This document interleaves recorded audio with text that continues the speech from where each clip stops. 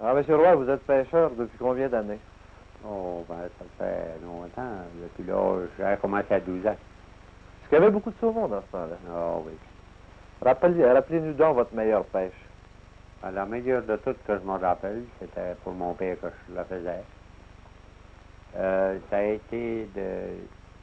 J'ai commencé le lundi, il y avait 65 saumons, ma capture du lundi. Puis je l'ai fini le vendredi avec 75. Alors, ça faisait combien de livres de saumon à peu près? Puis le plus haut montant de cette semaine-là était 127. Donc j'avais pris au-dessus toujours du 1000 livres par jour. Tous les jours de la semaine, j'avais abrégé le 1000 livres de saumon. Ça, c'est une grosse pêche, ça. Ça voulait dire que c'était bon. On n'en voit pas tant que ça aujourd'hui. Non, pas tant. Est-ce que les prix étaient aussi bons? Ah, les prix étaient vraiment bons. 8 cents, ça a été à 8, puis c'est revenu à 8,5. 9. Puis tant qu'on a eu 10, on trouvait que c'était un gros prix. Est-ce qu'il y avait beaucoup de pêcheurs dans ce temps-là? Non, ils n'étaient pas si nombreux qu'ils sont aujourd'hui. Il y avait joliment de différence parce qu'il y avait vraiment moins de tentures. Aujourd'hui, il y a eu plusieurs tentures d'accordées, plusieurs nouvelles. Depuis les derniers, on peut dire depuis les derniers 25 ans. Oh, il y a eu plusieurs nouvelles tentures d'accordées. Est-ce qu'on avait à peu près le même genre de filet dans ce temps-là? Oui, c'était à peu près la même sorte de filet, seulement que les fils sont différents aujourd'hui qui étaient de ce temps-là. Dans ces temps-là, on avait le fil de coton, le fil de chambre, c'est-à-dire le fil de lin. Puis aujourd'hui, c'est le nylon, le polypropylène, différents fils qui est bien plus duré que dans ce temps-là. Parce que le fil de nylon peut durer, sans exagérer, 3 fois ce que le lin durait, même le coton aussi. Avec ces vieux filets-là, est-ce que vous perdiez plus de poissons? Oh, ben c'est certain, avec le temps, on n'avait pas toujours les moyens de s'engrayer des nouveaux. Puis souvent, par rapport les prix n'étaient pas gros, mais il fallait toujours, c'était pas mal de dépenses à faire. Est-ce que c'est vous-même qui fabriquez vos filets? Dans ce temps-là, dans le temps de mon père, on les fabriquait nous autres mêmes. On les fabriquait tout à la main. Mais aujourd'hui, moi-même, je les prends quasiment toujours faits. Mais quoi qu'ils sont faits à Carleton par du monde de la place qui donne mes ordres à la corporative, puis ils brochent mes filets. Par rapport à moi, j'ai pas toujours le temps.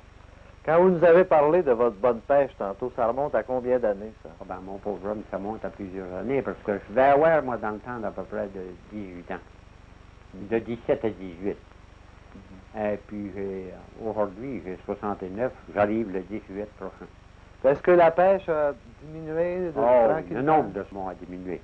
Le nombre de saumons a diminué graduellement. Quoi qu'il y a encore des bonnes années qui fait des bonnes pêches à différents endroits, mais pas autant que dans ces temps-là. Puis là, le poisson diminuait en même temps que les prix augmentaient. Oui, le poisson diminuait, les prix augmentaient. Seulement que la population grandissait, puis les marchés grandissaient eux autres aussi.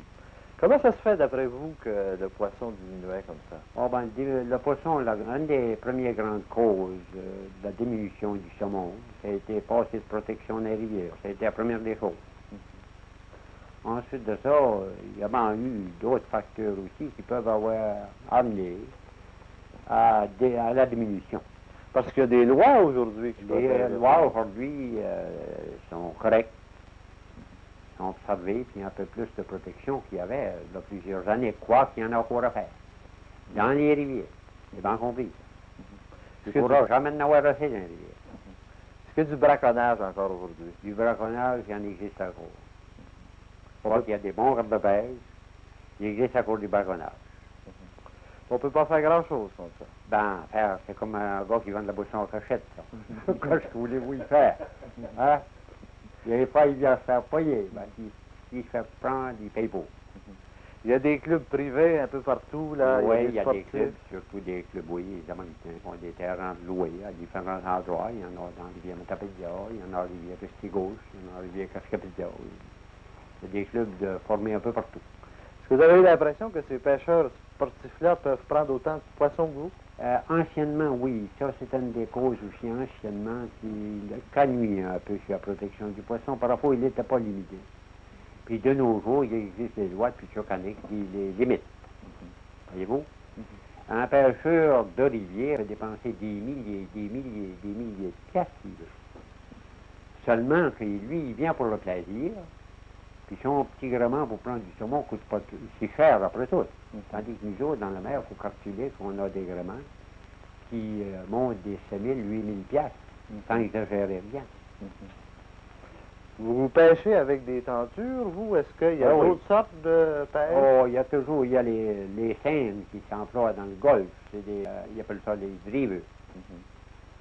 Bon, ça, nous autres, ici, on n'a pas de ça, on n'a pas les doigts non plus, puis quand même, ça ne sera pas pratique par rapport au saumon ici, dans la baie, passer nombreux pour ça.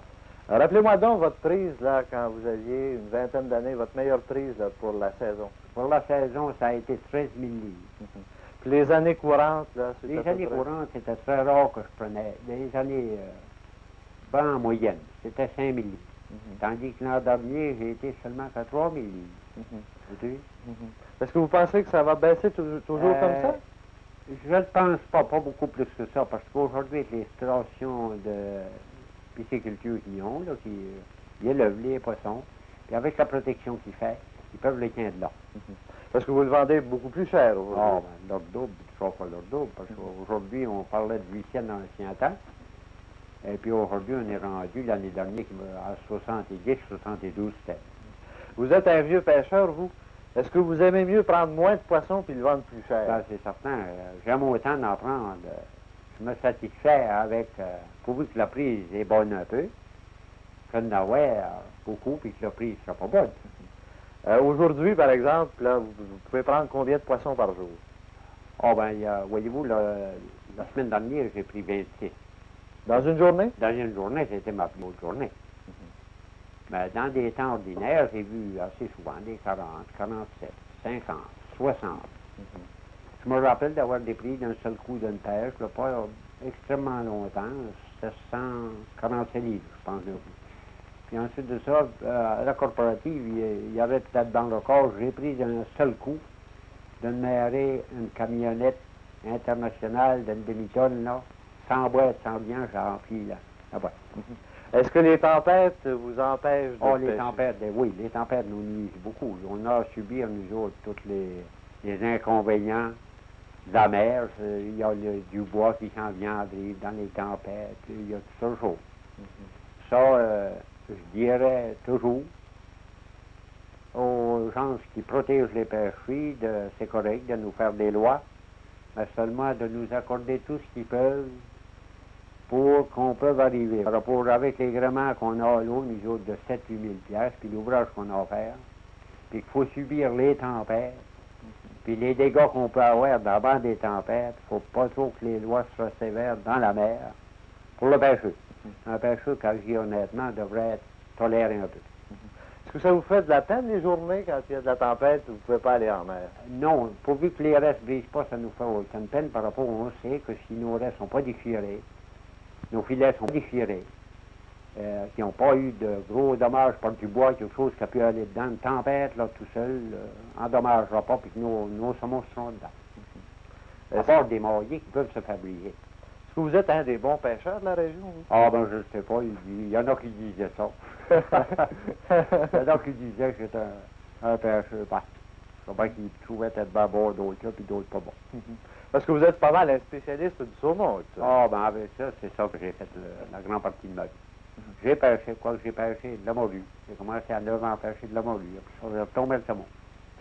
Quand vous voyez, par exemple, la pêche mécanisée aujourd'hui avec les gros chalutiers... Là... Ah, les gros chalutiers, ben, justement vous dire là-dessus quoi je ferais. Si j'avais l'âge de 16-17 ans, vous ne m'aurez pas pêché avec des petites tentures de misère ici, je m'en irais en mer, parce que j'ai toujours aimé la mer.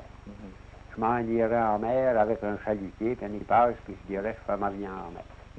Ah, c'est fini pour vous, ce temps-là de la petite pêche. Ah, ben, ça serait fini si j'avais les moyens, puis je tomberais jeune. Seulement qu'aujourd'hui... Ah, vous êtes favorable au progrès, vous? Ah, oui. J'aime toujours ça par rapport à une chose. Aujourd'hui, dans l'ancien temps, il fallait pêcher la morue à la main avec une ligne, là. Puis après ça, les trolls, c'était pas trop fait. Ligne dormante, qu'on appelle. Après ça, ben, ils ont commencé, les chalutiers. Ça, c'est une belle image. M. Roy, je vous remercie. Ah, c'est bien.